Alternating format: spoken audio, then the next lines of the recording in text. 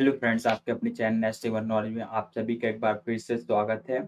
और आज के इस वीडियो में हम बात करेंगे भारतीय संविधान के बारे में। आज ये हमारा पहला वीडियो भारतीय संविधान से रिलेटेड।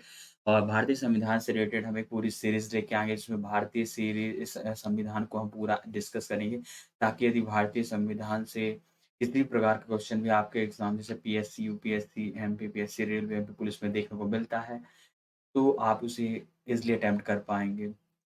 भारतीय संविधान में आज का हमारा टॉपिक है भारतीय संविधान का इतिहास। और भारतीय संविधान के इतिहास से जितने भी क्वेश्चन बन सकते हैं, वो सभी हम इस वीडियो में डिस्कस करेंगे, जो कि मोस्ट इम्पोर्टेंट है। चलिए देखते हैं अपना फर्स्ट क्वेश्चन क्या है। फर्स्ट क्वेश्चन है अ, बी आर अम्बेडकर और महात्मा गांधी के मध्य सन 1932 में हस्ताक्षरित पूना समझौता में प्रावधान था। तो क्या प्रावधान था इसका? तो इसका राइट आंसर है डी नंबर। निम्न वर्गों के लिए आरक्षण संहिता संयुक्त निर्वाचन के लिए किया गया था। हमारा क्वेश्चन था नंबर 1 का आंसर है डी। निम्न वर्गों के लिए आरक्षण सहित संयुक्त निर्वाचन क्षेत्र का। क्वेश्चन नंबर दूसरा है जिसमें सूची दी गई है, जिसमें एक तरफ विभाजन दिए गए हैं और सूची में दिन दिया गया है कि ये जो भी है तो ये किस सन में आया था। जैसे ए बी सी डी के जो भी दिया गया है, जैसे कि पहला है हमारा सूरत विभाजन कब हुआ था। तो सूरत विभाजन जो था वो फर्स्ट का बी, इसका राइट आंसर बी है। तो चलिए देखते हैं बी। तो सूरत विभाजन का चौथा है 1907 में सूरत विभाजन हुआ था। दूसरा हमारा है बी नंबर का सांप्रदायिकता का अधिनिर्माण निर्णय। सांप्रदायिकता का अधिनिर्णय, तो ये किस सन? तो ये हुआ था हमारा बी का है तीसरा 1932 में। 1932 में क्या सांप्रदायिकता अधिनिर्माण 1932 में हुआ था। क्वेश्चन और सी नंबर का है दूसरा। सी नंबर का क्या है? सर्वदलीय सम्मेलन। सर्वदलीय सम्मेलन कब हुआ था? तो इसका होता है 1928। 1928 में सर्वदलीय सम्मेलन हुआ था।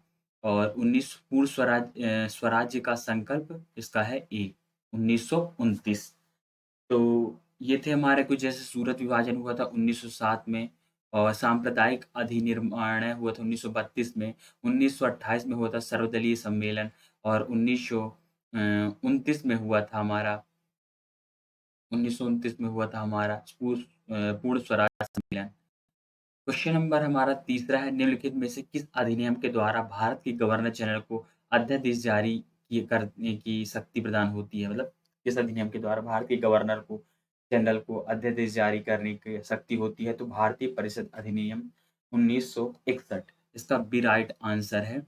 भारतीय परिषद अधिनियम 1961 के अनुसार भारत के गवर्नर जनरल को अध्यादेश जारी करने का अधिकार होता है।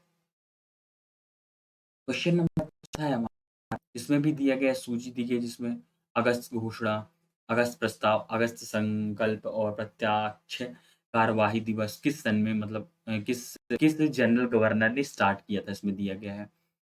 तो सूची में हमारे गवर्नर जनरल दिए गए हैं। तो इसका राइट आंसर जो है ए नंबर का। तो चलिए देखते हैं ए का है हमारा। एक है अगस्त घोषणा। अगस्त घोषणा किसके द्वारा की गई? ये की गई थी दूसरा लॉर्ड मांटेयू द्वारा अगस्त घोषणा की गई थी।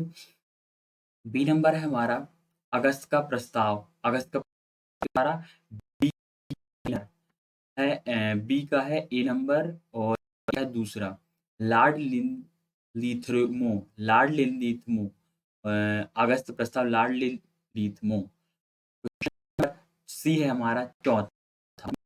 अगस्त का संकल्प किसका था? अगस्त संकल्प था महात्मा गांधी का। महात्मा गांधी था इसका आंसर है। और फिर है प्रत्यक्ष कार्यवाही दिवस। प्रत्यक्ष कार्यवाही दिवस मोहम्मद अली जिन्ना। प्रत्यक्ष कार्यवाही दिवस मोहम्मद अली जिन्ना।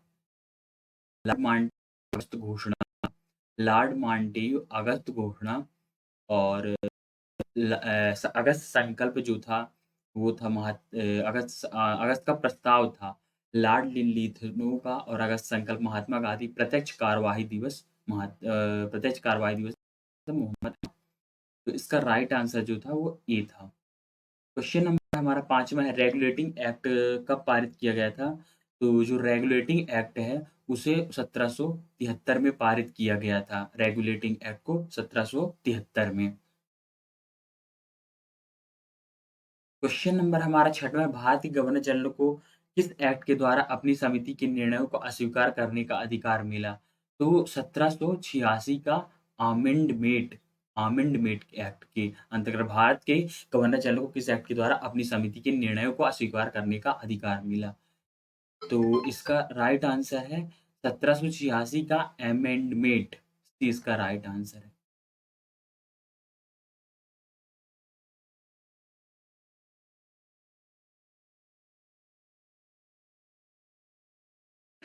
क्वेश्चन नंबर 7 है हमारा, महारानी विक्टोरिया को भारतीय सामग्री नियुक्त किया गया था। इसका राइट आंसर है सी। सी। सन 1876 ईस्वी में महारानी विक्टोरिया को भारत की सामग्री नियुक्त किया गया था। 1876 में। क्वेश्चन नंबर 8वां हमारा, सामग्री विक्टोरिया मतलब साम्राज्य की जो चलाता है, सामग्री विक्टोरिया ने 1858 की घोषणा में भारतीयों को बहुत सी चीजें दिए जाने की आश्वासन दिया था। निम्न आश्वासनों में से कौन सा ब्रिटिश शासन ने पूरा किया था? तो इसका आंसर है हमारा एक बी। देसी राजवाड़ों की यथास्थिति बनाए रखी जाए। देसी राजवाड़ों की यथास्थिति बनाए रखी जाए। नंबर 9वां है हमारा, अ, मिंटे मार्ले सुधार का उद्देश्य क्या था? Most important question exam point of view से, कि मिंटो मार्ले का सुधार पृथक निर्वाचन प्रणाली। इसका मतलब इसमें यह बनाया गया था कि मुसलमानों के लिए एक अलग वो बनाया जाए तथा अलग साम्राज्य की स्थापना की जाए तथा हिंदुओं के लिए अलग साम्राज्य की स्थापना किए जाने का इसका उद्देश्य था, मिंटो मार्ले सुधार मिशन का। क्वेश्चन नंबर 10वीं की ओर हम बढ़ते हैं। क्वेश्चन नंबर 10वां है हमारा, पार्लियामेंटू सुधार बिल कब आया था? तो ये 1909 में आया था। कब आया था? 1909 में। तो पार्लियामेंटू सुधार बिल का विकास हुआ था, इसका भी राइट आंसर है, 1909 में आया था ये। क्वेश्चन नंबर 11वां है हमारा, मुसलमानों के मुसलमानों के लिए अतिरिक्त निर्वाचन मंडल प्रारंभ में किसके द्वारा लाया गया था? तो इसका राइट आंसर है पार्लियामेंटो सुधार 1902 में। क्वेश्चन नंबर 12वां है हमारा, 1909 की इंडियन काउंसिल एक्ट में किस बात की व्यवस्था की गई थी? तो इसका राइट आंसर है बी। सांप्रदायिक प्रतिनिधित्व की व्यवस्था की बात इंडियन काउंसिल एक्ट में बात की। क्वेश्चन नंबर 13वां है हमारा, मॉन्टेग्यू चेम्सफोर्ड सुधार में प्रावधानों का सार था, प्रांतों में दोहरा शासन। मॉन्टेग्यू चेम्सफोर्ड सुधार में क्वेश्चन नंबर 14 हमारा, 1946 का कैबिनेट मिशन 3 मंत्रियों में गठित था। निम्नलिखित में से कौन इसका सदस्य नहीं था? तो इसका राइट आंसर है Lord emery. Lord Pethick Lawrence और एमवी अलेक्जेंडर तथा सर स्टैफोर्ड क्रिप्स, ये सभी इसके सदस्य, जबकि लॉर्ड एमरी इसका सदस्य नहीं रहा। इसका राइट आंसर 1944 के कैबिनेट मिशन का 3 सदस्यों में right answer D. Question number 15 हमारा, कैबिनेट मिशन योजना के विषय में कौन सा सही नहीं है? इसका आंसर है पाकिस्तान की स्वीकृति। कैबिनेट मिशन योजना के विषय में पाकिस्तान की स्वीकृति नहीं थी। प्रांत की स्वीकृति नहीं की गई थी उस समय पर। कैबिनेट मिशन 1946 का उद्देश्य क्या था? संविधान सभा का गठन करना एक मुख्य उद्देश्य था। भारत का विभाजन यह गौण उद्देश्य था। संविधान सभा के सदस्यों के निर्वाचन जनता के द्वारा अप्रत्यक्ष रूप से किया जाए। संविधान के द्वारा जनता का जो जनता का के द्वारा अप्रत्यक्ष रूप से किया जाए। संविधान सभा का एक सदस्य 10 लाख जनसंख्या पर चुना जाएगा। कैबिनेट मिशन 1986 का उद्देश्य था। तो कैबिनेट ये कुछ इस प्रकार का क्वेश्चन बन सकता है कि कैबिनेट मिशन की शुरुआत कब हुई थी? तो कैबिनेट मिशन की जो शुरुआत हुई थी वो हुई थी 1946 में। हमारा 16वां क्वेश्चन है, भारत का संविधान लागू होने तक स्वतंत्रता के पश्चात इसका शासन किसके अंतर्गत चलाया गया था? तो ये अधिनियम 1935 के द्वारा भारत सरकार अधिनियम के अनुसार चलाया जाता था। भारतीय संविधान के जो 395 अनुच्छेद हैं, उनमें से अगर हम बात करें 250 250 अनुच्छेद जो हैं, वो किससे लिए गए हैं? वो लिए गए हैं भारत सरकार अधिनियम 1935 से। 17वाँ क्वेश्चन हमारा भारतीयों को वर्ष 1947 में सार्वभौम सत्ता सौंपने की योजना निम्नलिखित में से किस नाम से जानी जाती है? तो माउंटबेटन योजना। भारतीयों को वर्ष 1947 में सार्वभौम सत्ता सौंपने की ये किस नाम से जाना जाता है? माउंटबेटन योजना। सी इसका राइट आंसर।